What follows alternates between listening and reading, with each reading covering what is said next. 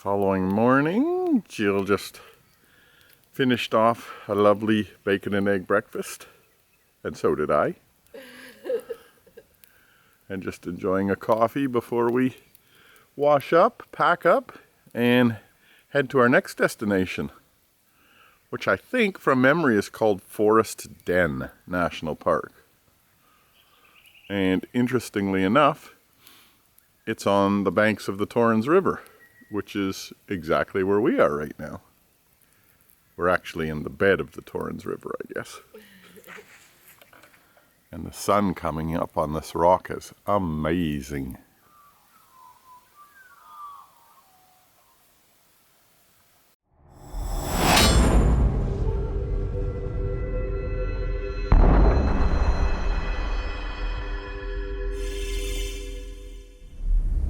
Time to take on the big hill.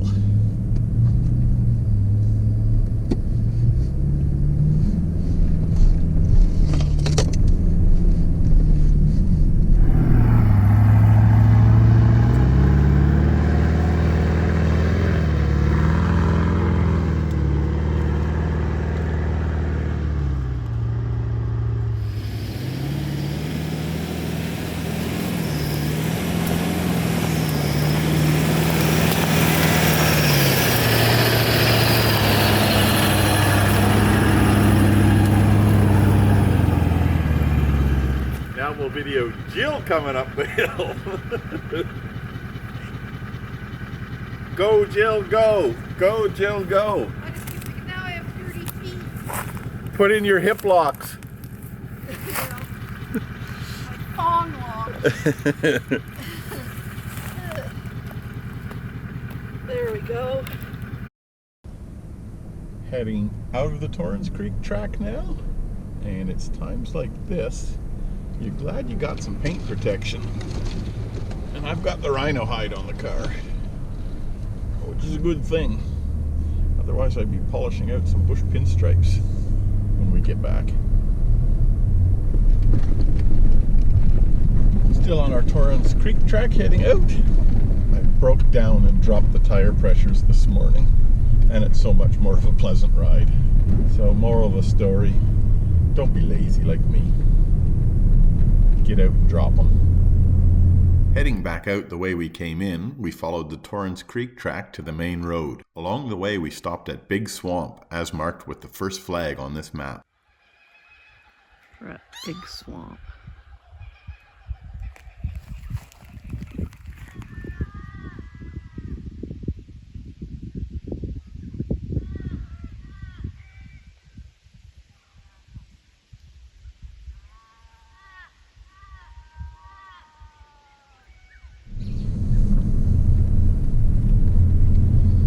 Just driving out of the Big Swamp in White Mountains National Park. Be a good spot for a big group. It would be, yeah. You have plenty of room through here, wouldn't you? Mm-hmm. And to your point earlier, lots of firewood. Mm-hmm. Well, we're almost out of the park now. Close to the bitumen. How would you summarize that park for somebody wanting to visit it, hon? It's good for getting away from other people. Yeah. Particularly if you choose to camp at Big Swamp or down the end in Torrens Creek, like we did past the old yards and homestead. But really there's not a lot to do, and like walks or things like that. Yeah, no walking tracks at all. No.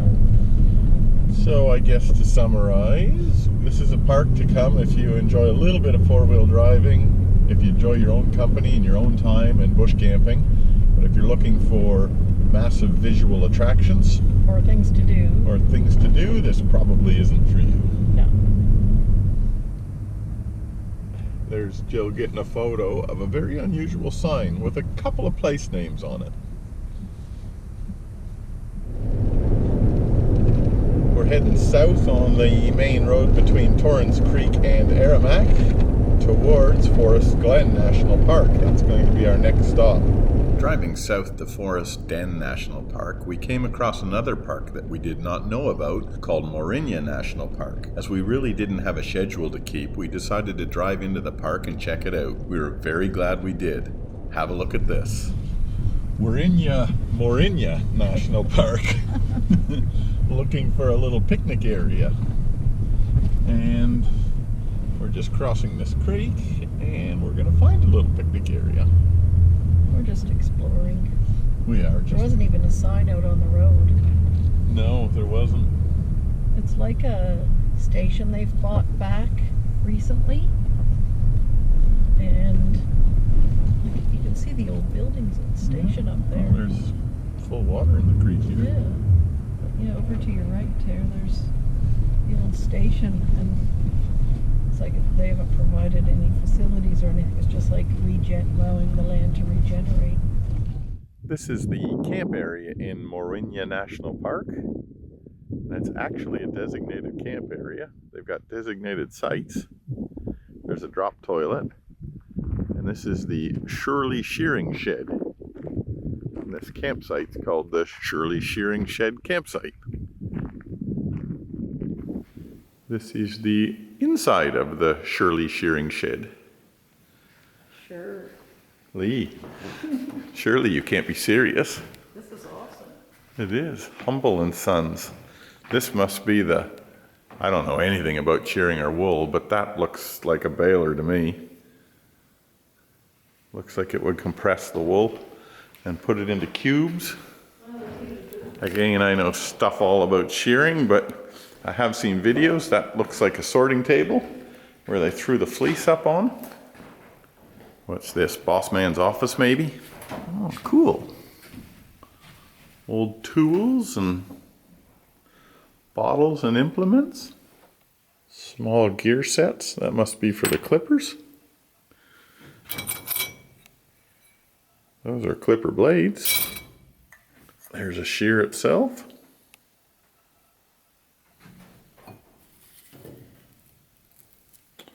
Old brush with a scraper end on it. Little container for something. Very cool. All these old implements. And there's where your weights hang off of to get the weight. Some old bottles and shoes and nails. They're round nails, not square nails. This is the actual shearing area out here. So that building we were just in must be where they did all the sorting. Absolutely. So it looks like the shears work off of a clutch drive, a little cone drive. And that lever there engages and disengages the cone against that flywheel, which runs the clippers. I didn't know how they work. And I don't know what drove this huge long arm.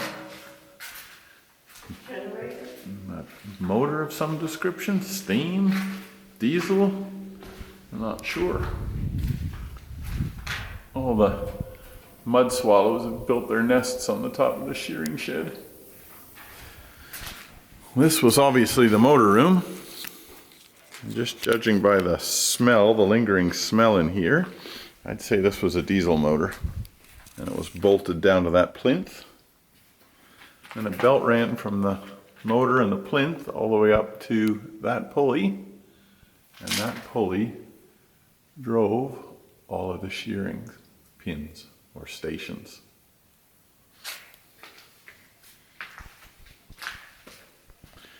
Very, very cool. Property of the New South Wales Bottling Company,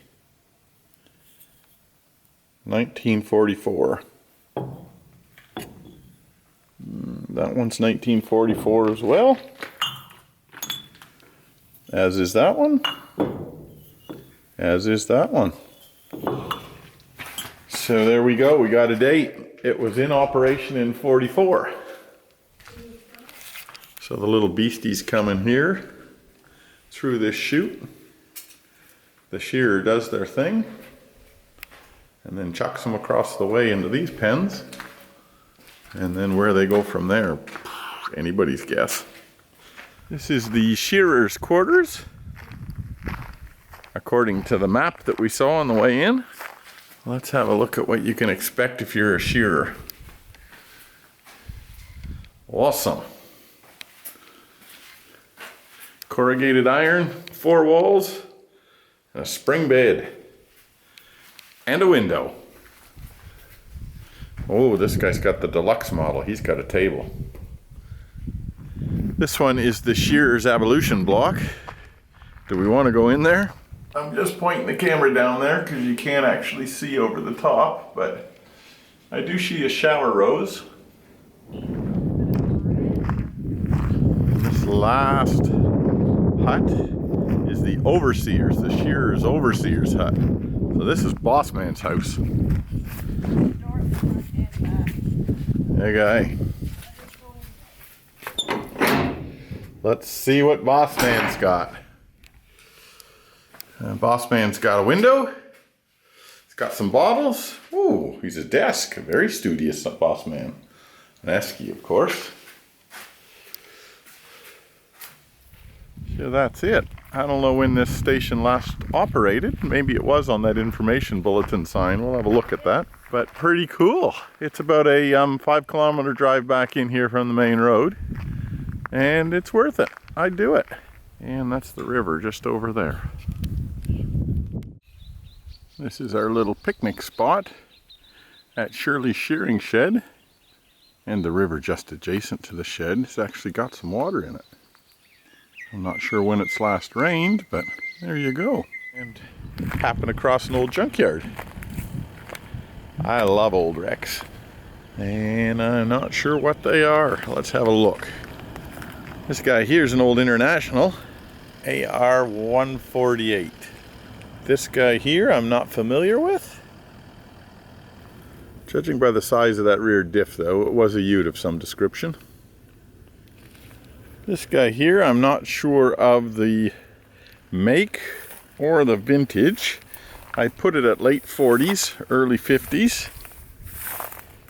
Straight 6 pushrod motor. That dash almost looks Ford or Dodgy. Got our old Holden here. Again, I'm not sure of the model of that one, but somebody will tell me. HR, HT. Somebody's come along and pinched the tag, of course. And our last specimen is just the cab of an old ute. Again, not sure what make or vintage, but this is cool. That's got a hatch in the roof. Check that out.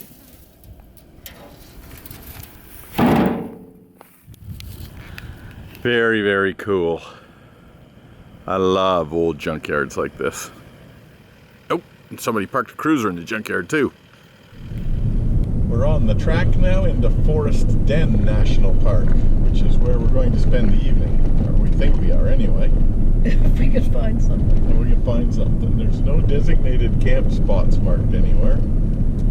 So We can see a river or something. And I do recall doing some research before I left about this park. And that there was camps. We're going to find out. What's it? We have found a campground. It's called 4 Mile Campground. Yeah, we haven't found it yet, but we found a turnoff to it. Yeah, so we're on the track into it.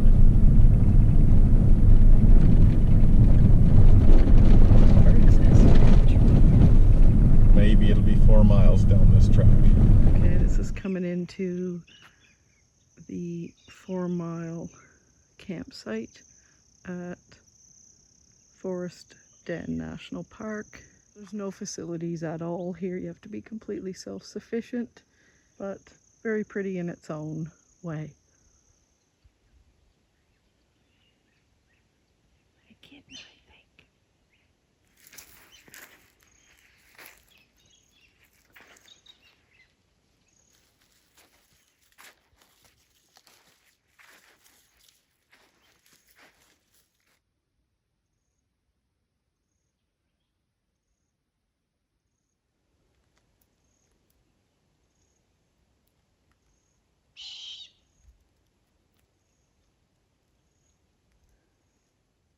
just left the little echidna.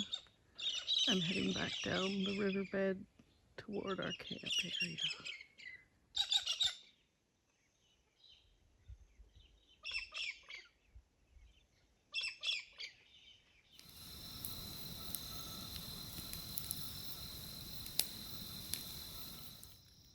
He's up on top of a stump.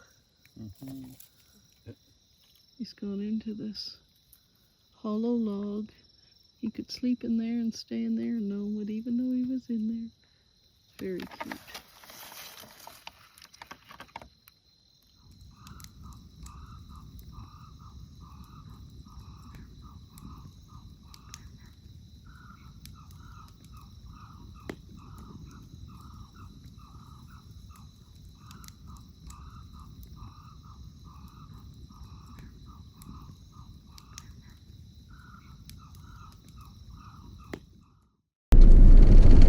Well, we've left Forest Den National Park and we are now heading towards a state forest somewhere around the Sapphire Rubydale area. We're not going to video too much during the day because it's a bitumen run pretty much the whole way. So we'll catch you in the late afternoon.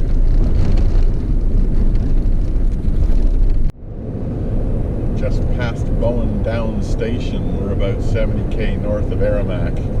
And old Bowen Downs, they got shortchanged on the tree department for some reason. Nothing up there, There ain't nothing, baby. Fences, paddocks, and gibbers. There's Jill walking down the road trying to get some video footage of 3 or 4 kites in a tree. And she's getting pretty darn close. You can see 2 on a tree on the ground, 1 on a tree there, another one on a tree up there, 3 more over there. Oh, there goes 1.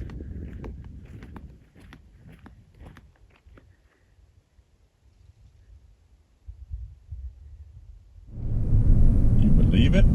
The flag man in the outback. Thank God it just turned from stop to slow. It did. Thank you, sir.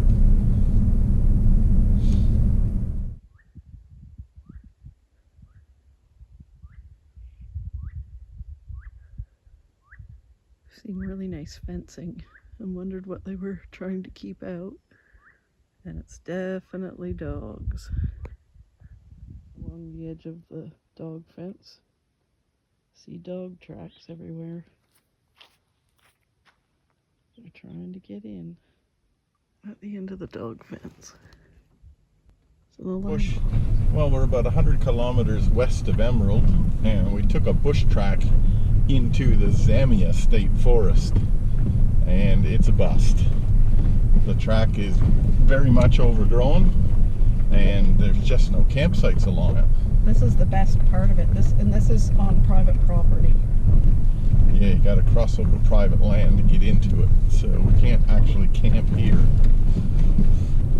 Not that you would anyway, because there's just nothing here. Not even a flat bit of dirt. After our bust at Zamia State Forest, it was getting late in the evening, so we got a motel in Emerald for the night. The following morning, we were off to our last camp for the trip, located at Cracow Beach and marked by the flag on these maps.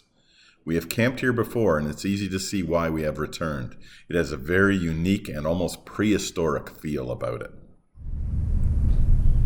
Well, we're heading into our very last campsite for this trip, and this is called Cracow Beach, which is just outside of Krakow on the Delusion Creek. I think it's the junction of the Delusion Creek and the Dawson River.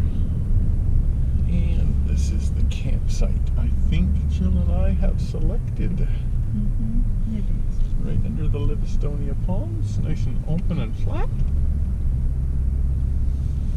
Good one. This is our little home for them. Home for the night. Here we are set up at the Cracow Beach camping area. And it's beautiful and shady everywhere except in Jill's kitchen. She's getting nuked. and the flies are biting. And the flies are there because there's heat. Yep. But the rest of the place is sensational. I got medicine too. We're surrounded by these Livistonia palms. Just beautiful spot. And you can see how the understory here is all palm fronds. There's nothing growing through this stuff, which is pretty cool. The dense bush of Livistonia palms and fronds. And they're beautiful and tall. And that's the track down into the campsite, bordered by these beautiful palms on both sides. And the campsite that we've got is the first one on the right hand side. Lovely open cleared area. And there are a few more campsites just down the way here, where the Delusion Creek and the Dawson River join one another. You can see how dense these palms are, these stands of palms along the track and along the riverbank, like matchsticks. And if you like beach camps, this one is the pick of the beach camps. There's only really one. This is where the Delusion Creek and the Dawson River join one another. And there's a lovely flat spot out here. Might have to drop your tires a little bit to get out here. It's all sand. But once you're out here, you own it. And there's the Dawson in front of us. Again, amazing stands of Livistonia palms. Sort of harken back to the age of the dinosaurs. Really cool. Quite an amazing backdrop, isn't it?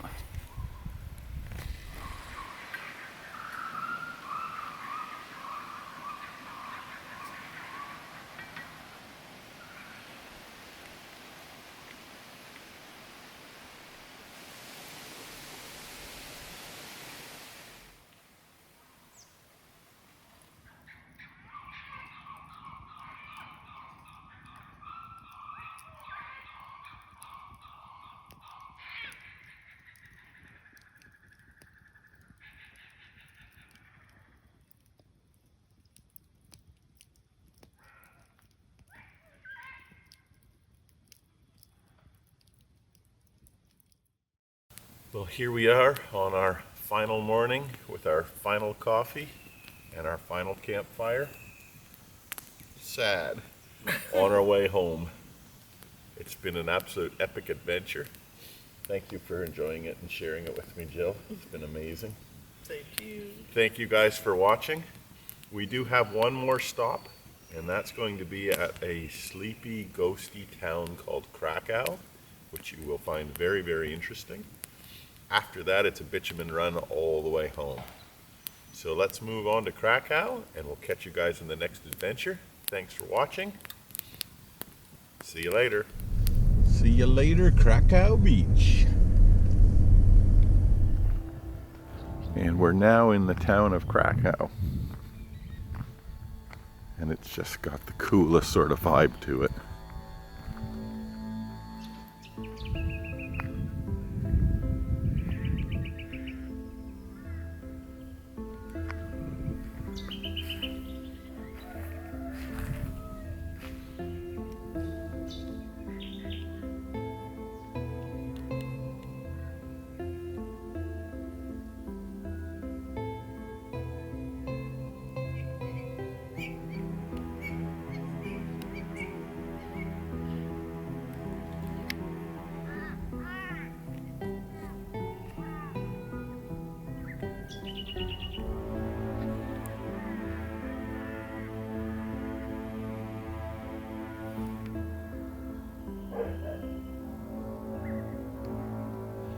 Don't forget to subscribe, like, and share. Keep the shiny side up. Bye now.